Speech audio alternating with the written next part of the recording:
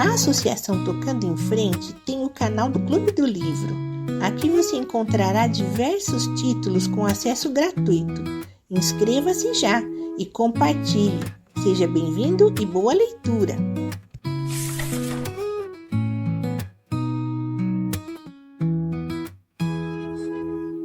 Capítulo 53. O irmão do Paulo vivia no estrangeiro e não tinha casa em Portugal. Quando visitava Lisboa, ficava conosco durante longas temporadas. Eu adorava esses períodos porque os ânimos acalmavam quando ele lá estava e porque ele brincava comigo. Os jantares eram divertidos. Ele fazia-me rir. A sua voz era quase igual à do Paulo e os dois vestiam-se de forma muito parecida. Ao contrário do Paulo, ele não era careca. Tinha caracóis.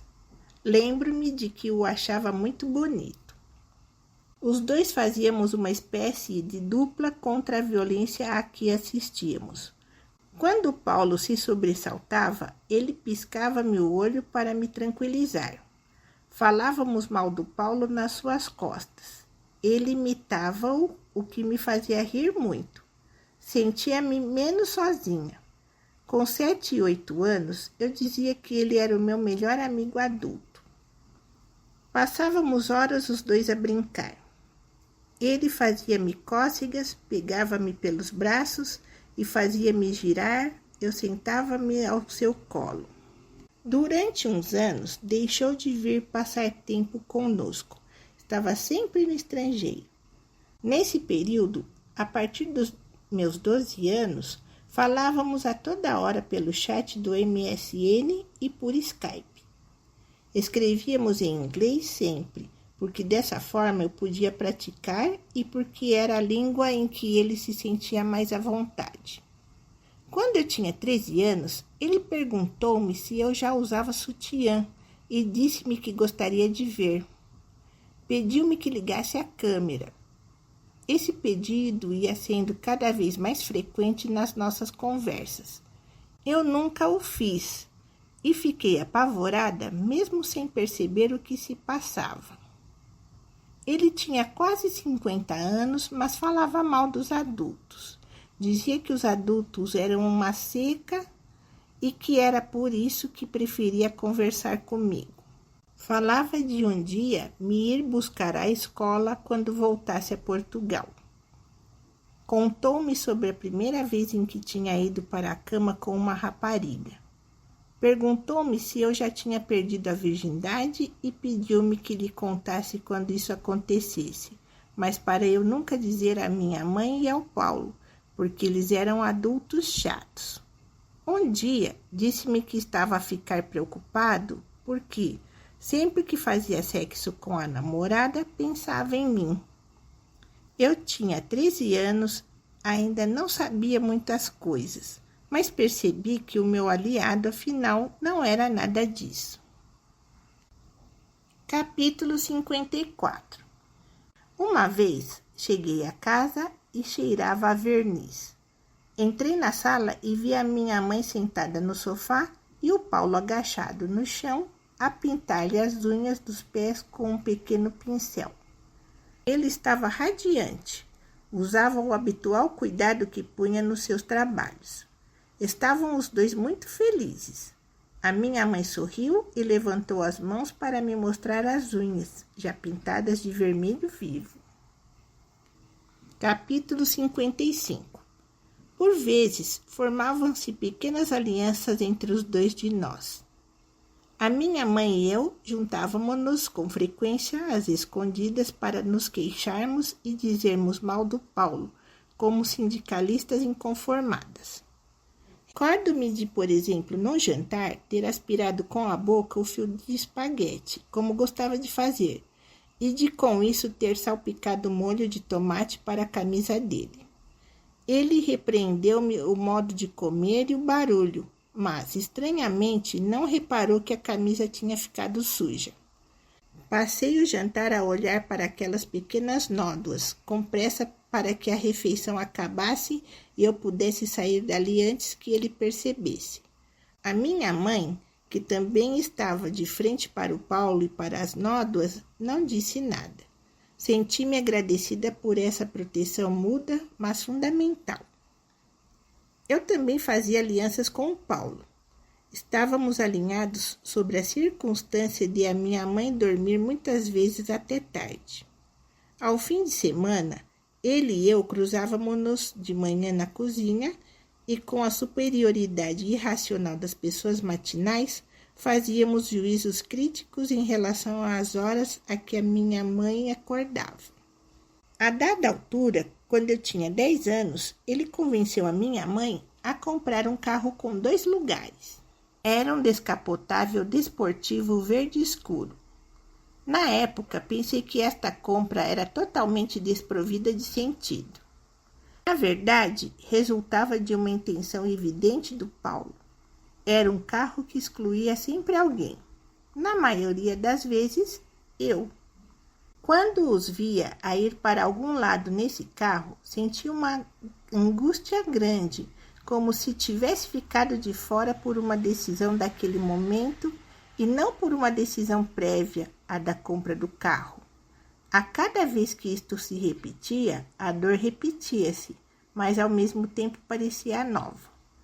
Quando andava no carro com o Paulo, o que era raro, sentia euforia e medo. Euforia pela sensação da velocidade e por ser um carro descapotável. Medo, até pânico, quando ele acelerava e ainda mais por nunca abrandar quando eu lhe pedia. O que eu mais gostava era de andar nesse carro com a minha mãe. Punhamos sempre o mesmo CD a tocar, Vinícius de Moraes com Toquinho, e íamos a cantar felizes numa cápsula só nossa. Eu adorava estar assim, só com ela num lugar tão desejado onde o Paulo não cabia. Capítulo 56. A maior parte das fotografias que tenho são na praia. O mar tornou-se personagem central na minha vida. Comecei a fazer surf com 8 anos e encontrei no mar uma sensação de tempo parado que não sentia em mais nenhum sítio. A linguagem do surf, a concentração para decifrar o caminho e a direção de cada onda, a forma como esta se levantava e fechava fascinavam-me. Mas gostava, sobretudo, da adrenalina e do contraste entre a emoção e a calma que se seguia, enquanto esperava pelas ondas sentada na prancha. As almofadas do meu quarto de infância tinham o desenho de uma praia. Quando adormecia, encostava a cabeça ao mar. Procurei nunca perder esta proximidade. Viver ao lado da praia foi um dos fatores que me levaram a escolher o Rio de Janeiro para estudar. E recentemente, quando me separei, aconselharam-me a ficar perto da minha família em Lisboa. Mas eu sentia que precisava do mar. O meu mar sempre foi o mar com ondas. O mar da Costa Vicentina e de São Pedro de Moel. A minha mãe passou-me o desprezo pelos mares cálidos, cheios de gente a boiar, pelas bandeiras verdes, pelos mares que não puxam por nós. Temos um amor pelo mar em comum. Ela fica desiludida comigo se estamos na praia e eu não mergulho. Quando uma de nós está na praia e falamos ao telefone, a primeira pergunta é: como é que ele está hoje? Como se perguntássemos sobre alguém temperamental e imprevisível como o Paulo. Capítulo 57. Lembro-me da transição da infância para a adolescência. Sentia uma tensão nesses tempos em que queria continuar a ser criança no que ser criança tinha de bom. Andar às cavalitas do meu pai, receber chocolates da minha avó. E sentia a enorme incompatibilidade desses afetos com os namoros e os rapazes.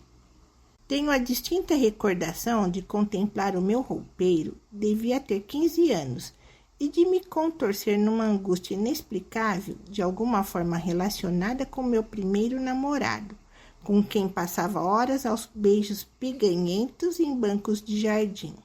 De olhar para minha roupa e de sentir que era abonecada, infantil e de uma força eruptiva incontrolável que vinha augures do meu esôfago desejar que não deixasse de o ser, de querer continuar a sujar-me na lama e ter a minha mãe a preparar-me leite com chocolate, e de sentir que, uma vez que me livrasse das camisolas do Mickey, não haveria retorno, que o mundo da infância seria extinto. Quis trancar-me no quarto, não ir às aulas para não ter de me cruzar com o meu namorado ou com qualquer outro rapaz, e creio tê-lo feito durante uns dias, alegando uma doença que o corpo não tardou a reivindicar. Passados uns tempos, fiquei efetivamente de cama, com a garganta inchada, coberta de bolinhas de pus. Depois de diagnósticos falhados e de 2 caixas de antibiótico, foi-me diagnosticada mononucleose, conhecida como a doença do beijo, de acordo com os médicos. O Paulo achava graça a repetir que era a doença do beijo, e eu sentia muita vergonha. Vivia a fase da vergonha. Lembro-me de estar no hospital, cheia de febre, a urinar para o pequeno copo de plástico, de embrulhá-lo atabalhoadamente em papel e procurar tapá-lo com as mangas do casaco. Esperava pela minha vez, enquanto sentia o calor do frasco a passar pelo papel. Em poucos momentos, me sinto tão frágil como quando seguro a minha urina num copinho, à espera de entregá-la a alguém. Vendo-me ali especada, a senhora pediu-me que colocasse a amostra em cima do balcão. Quando o fiz, ela não o removeu de imediato. Deixou-a ali estagnada enquanto imprimia uma etiqueta. Aqueles segundos em que minha amostra de urina ficou ostentada no balcão, permitindo que todos a contemplassem como um cálice sagrado no altar, demoraram uma eternidade. Cheia de vergonha, com as mãos quentes, suadas, o corpo febril, enrolado em mantas, fiz naquelas semanas o luto da minha infância. Queria prolongar a infância. Era isso que procurava. E acho que ainda hoje, quando fico doente, em alguma medida é isso que busco. A sensação de ternura das mãos da minha mãe a passarem no meu cabelo. Adormecer protegida no sofá ao lado do meu pai com a luz baixa. A Luísa a insistir para eu tomar banho. Tudo isso tinha acabado, e por mais gradual que pudesse parecer a passagem, não deixava de trazer o choque de um fim. Capítulo 58. Com o tempo, tornei-me cada vez mais contestatária. A minha resistência às ordens do Paulo não costumava acabar bem, mas nos segundos em que conseguia responder-lhe e contrariá-lo, sentia-me cheia de coragem. Também encontrava prazer em irritá-lo e percebi que corrigir-lhe o português tinha esse efeito. Ele dominava o inglês por ter vivido muito tempo em países de língua inglesa, mas dava bastantes erros de português. Uma vez, incomodado com a forma como lhe pedi para me passar a água, instruiu-me acerca de como devia fazê-lo. Explicou-me que deveria sempre dizer: "Posso ter água se faz favor?" Não perdi a oportunidade de lhe chamar a atenção para o facto de essa ser uma tradução demasiado literal do may I have inglês e que em português não se usava o verbo ter em relação à água naquele contexto. Ele ficou furioso com a minha dupla má educação. O Paulo tentou várias vezes ao longo dos anos reverter a forma como eu o tratava. Gritava pelo corredor: "A partir de hoje vai tratar-me sempre por tio Paulo e por você." Nunca aconteceu. Até o fim ficou o tu. Capítulo 59. Eu não falava sobre o que se passava lá em casa. Por um lado, era demasiado doloroso para conseguir verbalizar. Na melhor das hipóteses, os comportamentos do Paulo geravam sínteses como: "É um homem difícil." Eu achava que, dizendo isto, toda a gente sabia de que se tratava. Mas não, Embora soubessem que ele era um homem com mau feitio, as pessoas não tinham noção de que era bem pior. Ninguém fazia grande coisa. Acho que o meu maior medo era eu contar exatamente o que se passava e, depois de tudo, continuar igual. Uma parte de mim sempre sentiu que as pessoas preferiam não saber. Havia também, estranhamente, um impulso de proteção, como se a minha mãe e eu o conhecêssemos melhor do que todos os outros, como se relatar o pior sem contexto pudesse ser injusto para ele. Capítulo 60. Houve uma altura perto do fim em que foi o Paulo a sair de casa por uns tempos. Arrendou um apartamento na vizinhança. A relação deles avançava e recuava, uma coreografia instável que a cada afastamento me enchia de esperança. Às vezes, a minha mãe ia para a casa dele e a nossa ficava vazia. Comecei a gostar disso. Organizava grandes festas, convidava a escola inteira e preenchia o vazio com o sucesso das festas. Nos períodos em que ficávamos as duas em casa, a minha mãe e eu convencíamos-nos de que não éramos capazes de tratar sozinhas de uma casa. Tínhamos a sensação de que nada funcionava, de que sem ele não funcionava. Vivíamos e alimentávamos esse equívoco a cada lâmpada fundida, que assim permanecia durante meses. Um dia, chegamos a casa, vimos uma osga no corredor e fomos dormir para um hotel. Livro Leme, vocabulário dos capítulos 53 a 60. No capítulo 53, na frase, dizia que os adultos eram uma seca, ou seja, dizia que os adultos eram uma chatice. No capítulo 55, ele convenceu a minha mãe a comprar um carro com 2 lugares. Era um descapotável desportivo verde escuro. Era um carro com capota que pode ser recolhida, dobrada ou removida. No capítulo 57,